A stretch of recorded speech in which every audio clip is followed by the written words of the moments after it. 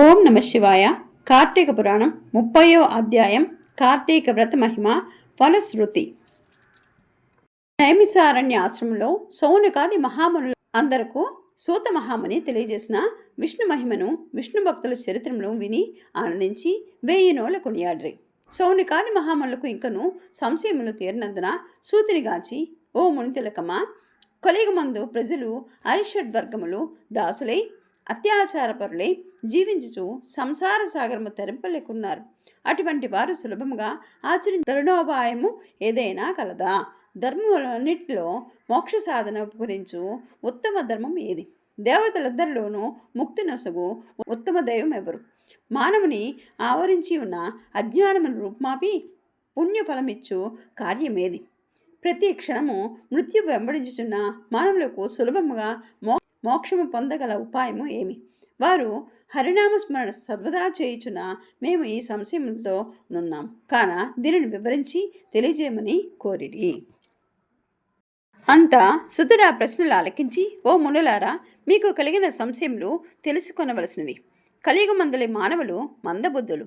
క్షణిక సుఖమాలతో నిండిన సంసార సాగరమును దాటుటకు మీరు అడిగిన ప్రశ్నలు మోక్ష సాధనము కాగలవు. కార్తీక వ్రతం వలన యాగాది క్రతువులు అనురించి పుణ్యము, దాన ధర్మ ఫలము చేకూరును. కార్తీక వ్రతము శ్రీమన్నారాయణకు ప్రీతికరమైన వ్రతం. ఇది అన్ని వ్రతముల కంటే ఘనమైనదని శ్రీహరి వర్ణించి ఉన్నాడు. ఈ వ్రతమహిమ వర్ణించుటకు నాకు శక్తి జాలదు. అంతేకాదు, సృష్టికర్తకు బ్రహ్మదేవునికి కూడా సాధ్యం కాదు. అయినను సూక్ష్మంగా వివరించదును. కార్తీక మాసమందు ఆచరించవలసిన పద్ధతులను చెప్పుచున్నాను, శ్రద్ధగా ఆలకింపుడు. కార్తీక మాసమున సూర్యభగవానుడు తులారాశి అందున్నప్పుడు శ్రీహరి ప్రీతి కొరకు మనకు ముక్తి కలుగుటకు తప్పనిసరి నదీ స్నానము చేయవలను. దేవాలయానికి వెళ్ళి హరిహరాధను పూజించవలను. తనకున్న దాంతో కొంచెమైనా దీపదానము చేయవలను. ఈ నెల రోజులు విధవ వండిన పదార్థములు తినకూడదు. రాత్రులు విష్ణువాలయం కానీ శివాలయం కానీ అవినీతితో దీపారాధన చేయవలను. ప్రతిదినము సాయంకాలము పురాణ పఠనం చేయవలను. ఈ విధంగా చేసిన సకల పాపం నుండి విముక్తులై సర్వ సౌఖ్యములు అనుభవిద్దరు. సూర్యుడు తులారాశి అందున్న నెల రోజులు ఈ విధంగా ఆచరించేవారు జీవన్ముక్తులగుదరు. ఇట్లు ఆచరించుటకు శక్తి ఉండి కూడా ఆచరించక కానీ, లేక ఆచరించు వారులకు చూచి ఎగదాడి చేసిన వారికి కానీ, ధన సహాయం చేయవారికి కానీ అడ్డుపడిన వారిను ఇహమందు అనేక కష్టముల పాలగుటియేగాక జన్మాంతరమందు నరకంలో పడి యమకింకరుల చేత నానా హింసల పాలు కాగలరు. అదేగాక అట్టివారు 100 జన్మల వరకు చండాలాది హీన జన్మలుతురు. కార్తీక మాసంలో కావేరీ నదిలో కానీ, గంగా నదిలో కానీ, అఖండ గౌతమి నదిలో కానీ స్నానం ఆచరించి ముందు చెప్పిన విధముగా నిష్ఠతో ఆచరించిన వారు ఇహమందు సర్వ సుఖములను అనుభవించినయేగాక జన్మాంతరమున వైకుంఠ వాసులగుదురు. సంవత్సరంలో వచ్చు అన్ని మాసముల కన్నా కార్తీక మాసం ఉత్తమోత్తమైనది, అధిక ఫలదాయకమైనది, హరిహరాదులకు ప్రీతికరమైనది.